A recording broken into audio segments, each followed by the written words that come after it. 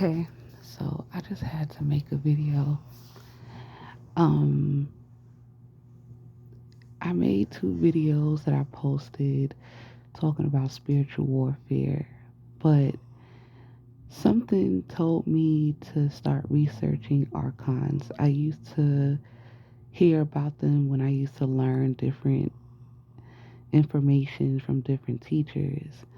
Now, in Gnosticism, archons are like, you would consider them, they called them like I believe like the rulers, the lordship, the heavenly ain't the what's it? Well, anyways, they're like essentially the gatekeepers from you and the divine, and they're the prison guards of the earth for the demiurge. So for a lot of us, we know that this reality, this matrix as we call it, isn't real. We only make it real because we believe it's real. So even through spiritual attacks and spiritual warfare, you really have to stop for a second and say, well, this is not real. So based on the other video I said, when you pay attention to the attacks, you absorb it, you believe it, it is real. And I've heard like some spiritual gurus say that like there's essentially certain energies can't mess with you if you, I mean, I feel like no energy can mess with you if you know for a fact that you're divine. But a lot of us, we don't know. And I'm gonna keep it real. A lot of us are not gonna get validated on the fact that we're divine. We'll get hints, but we're not gonna believe it because it's beyond our construct of our mind. We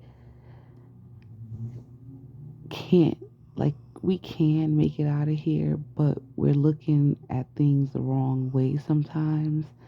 And that's what I'm starting to realize is that we look at these people who may be attacking you, gaslighting you, and all this extra stuff. But in reality, they're just the pawns to the bigger scheme is to stop you from realizing your divinehood. I look at the divine, that type of energy, as like comparison to what they call the oversoul. When you are beyond all dimensions. Because when you ascend, they tell you from the first all the way to the ninth dimension, that's not real. It's still a matrix, but it's just a higher version of the matrix. Even when you look at Gnosticism, they talk about how Sophia, she gave birth to Demurge and chose to do it without her male consort. This is just what they say. And because he was so different, we'll just say it like that, uh, he was cast out of Plumera, what you would call heaven, the overworld. These are all similar sayings. And the demiurge was created to and created the world or the earth. And then due to Sophia's actions, she was cast out of Plumera and put in an environment, I'll call it, because I don't know the exact terminology, but she was put in the environment by the demiurge according to Gnosticism, so not necessarily in the same area as the demiurge, but by it. And there was like this poem where she was essentially like watching him and proud of the demiurge. But I say all that to say, Sophia, which is, in Greek they call her wisdom, she's that divine energy or the divine feminine energy. And that divine feminine energy is Power on. that divine feminine energy is something a lot of people ignore. Now, I'm not saying I agree with the Gnostics 100% because I think it just makes you wonder because who are you really fighting? Because at the end of the day, you really, all the answers are everywhere when they talk about how, like, okay, when they talk about how the main war is in your mind. And then you question that. And yes, you look at it from a layman's perspective, don't pay attention to energies, don't absorb energies. But there's a reason. These particular energies are just the pawns in the game of the illusion. And the goal of the demiurge, the goal of the archons is to keep you stuck, right? Because when I was reading up on how, like, if you Google Jesus Christ and the archons, the they was talking what I was reading was essentially they didn't believe Jesus Christ or this particular. I truly believe it was an energy similar to that. I don't believe the name was Jesus Christ. But anyways, but they didn't believe he was sent from the overworld, Pumera, the divine energy, to help free people. So they mocked him and killed him or crucified him. And 3 days later, you know, his whole body was gone. And that's when they realized, oh snap, somebody did come to essentially save us. But I mean, I'm just getting my thoughts out. I would say mainly focus on what I said in the beginning, really focus on who you're really fighting because a lot of us have this inert feeling to get up out of here, to free ourselves from the illusion, to free yourself from the belief that death is the only way out because that is an illusion. And some may say, no, it's not, it's real. But if you truly believe, if I can believe anything I want, this is why you have the concepts of the rainbow body, light body, diamond body, literally energy bodies that can leave this dimension and travel amongst other dimensions in the same body. Come back to this dimension when they want, leave when they want, and they're still them. But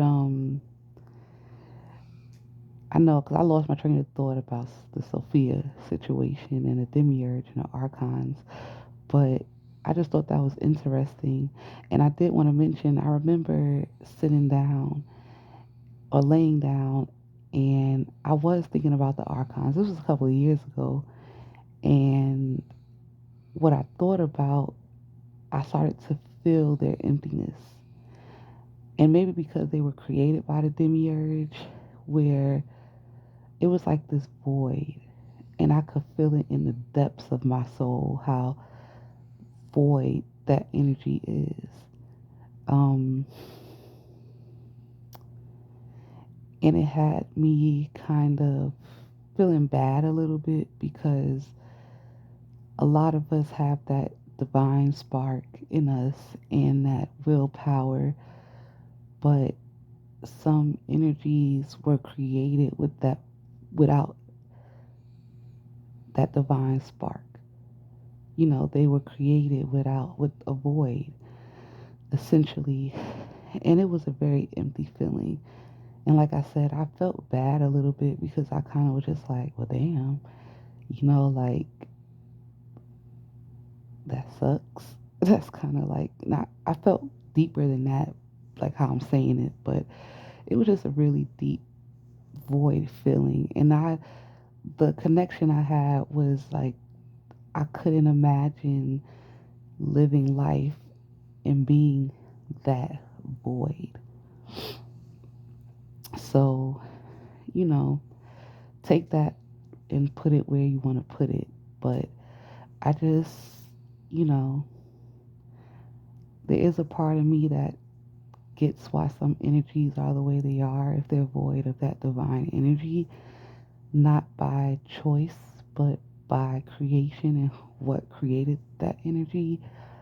But with all that being said, going back to the individual, just in this spiritual warfare, remember all your knowledge. I like spirituality. I like, Sumerian, Babylonian, esoteric knowledge, metaphysical knowledge, but that doesn't mean that that's the only way to go.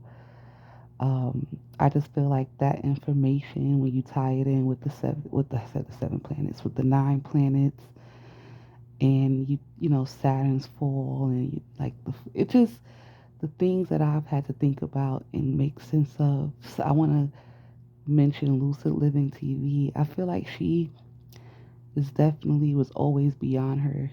She was beyond her time, or she isn't beyond her time. She's right on time, but everybody else has to catch up to her divine information. She really was on it.